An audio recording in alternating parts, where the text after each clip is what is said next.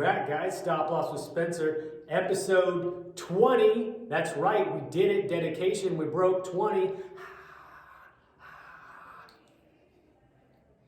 I'm just proud of myself because I did this on a whim like months ago, and now I'm up to over 2+ hours of content on stop loss. Who would have thought that anybody would care about that? But apparently you do, so thank you. Okay, so today we're talking about filing stop loss claims with, of course, the stop loss carrier.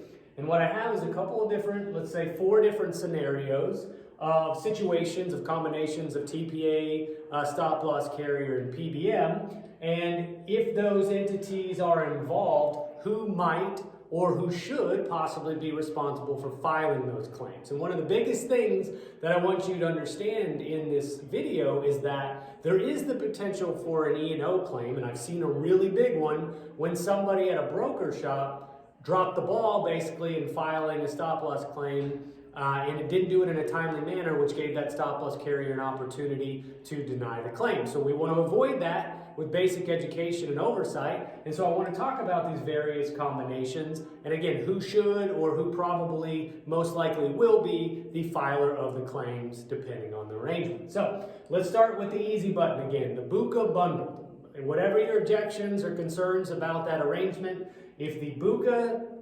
entity, Blue Cross, United, Cigna, Aetna, if they are the administrator, the stop loss carrier, and providing the PBM, then none of these entities really have to worry about filing the claims because they're basically filing the claims to themselves, okay? And so set aside concerns of conflict of interest for now. If you're a broker, you don't really have to worry about any of these entities filing the claims because they are doing it themselves, right? Easy button. Okay, we understand that one. Let's move on.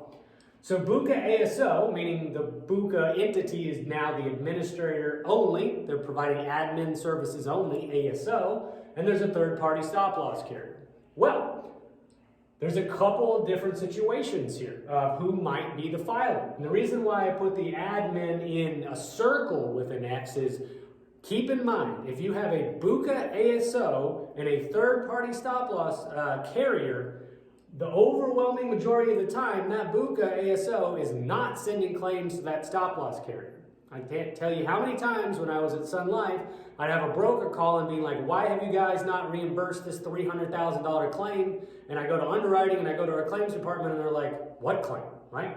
So you need to understand, if this is your arrangement, there needs to be oversight and there's going to be active involvement by the broker, or if you're engaging a GA to file those claims to the stop loss carrier. Otherwise, they're most likely not getting the claims. And if you want to talk about timely filing and concerns over it being denied and potential E&O exposure, then don't do anything.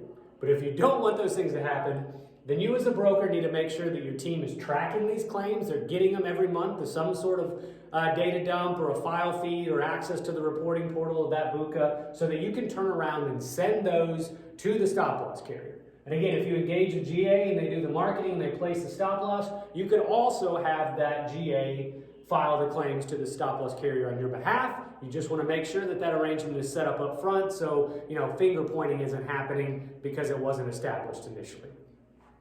Now let's say you have a third-party administrator, a true independent TPA, plus a third-party stop loss carrier. Well, most likely that administrator is going to be filing those claims. You want to confirm, you want to ask that question. It may seem like a dumb question, but just ask it up front. Hey, Mr. and Mrs. TPA, just want to make sure you guys are filing my claims for me. And they're going to be like, well, yeah, that's part of the reason you engaged us, right? Is more value-added services potentially with what we do. So yes, we'll file those claims for you. Okay, so check mark.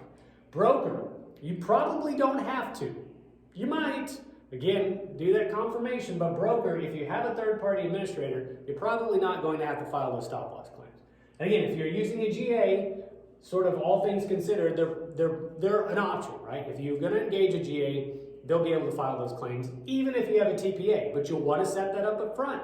You don't want sort of duplicate filing. You don't want perhaps some disconnect between the reporting, the timing, and those sorts of things. So just pick one of these entities and make sure they're sending the claims over, okay? And this last arrangement, which is kind of the more total unbundled option, is one I want you to really keep an eye on as well, okay? And here's why.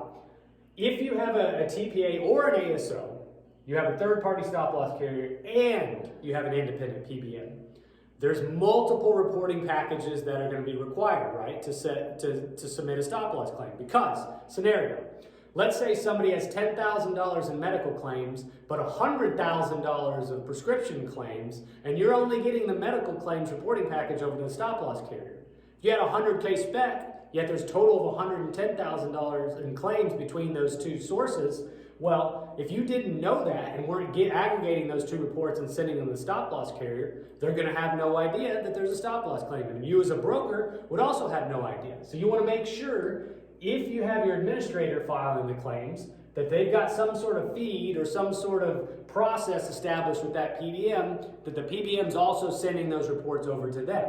Or the PBM, of course, could send their reports to the stop-loss carrier, the medical administrator could send their reports, and then it's up to the stop-loss carrier to aggregate them. Regardless of that, you want to make sure that the stop-loss carrier is getting both medical and RX claims from the corresponding sources of those claims. Now, as a broker, the reason why I circled the check is really, on this scenario, and realistically all of these scenarios, the buck is going to stop with you, right? So you want to make sure, if you have this unbundled arrangement set up, and let's say you don't have a GA, you really just want to double check, even if you've had the medical administrator and the PBM coordinating with each other and sending those claims, ultimately, you have to make sure, okay? So I have it circled. I want to make sure that if this is your situation, that at the very least, you have a second set of eyes auditing to make sure that that happens within your agency. And of course, again, last but not least, the GA could do those things as well. So this may look like it's somewhat of a commercial for a GA. Again, I'm agnostic, is or is not, but more than likely they can get involved in almost every scenario, except they would not be involved, of course, if it's BUCA stop loss. So things to keep in mind, things to be concerned about when you're setting up new plans for this year. You're going self-funded. What is your situation? If any one of these applies, make sure that you're thinking about where the claim's coming from, how many sources of the claims, and then who is responsible for sending those to the stop-loss carrier, okay? Just trying to make sure that you have a pleasant policy year next year and you don't get blindsided by a $500,000 E&O claim, because I've seen it happen. Okay, thanks for watching. Episode 20 of Stop Losses with Spencer is in the books. I really have enjoyed this. Threw on a sweater today, keeping it going for season 2, and it's going to be hot, but I get to pop it off. All right. Appreciate it, guys. See you soon. Bye.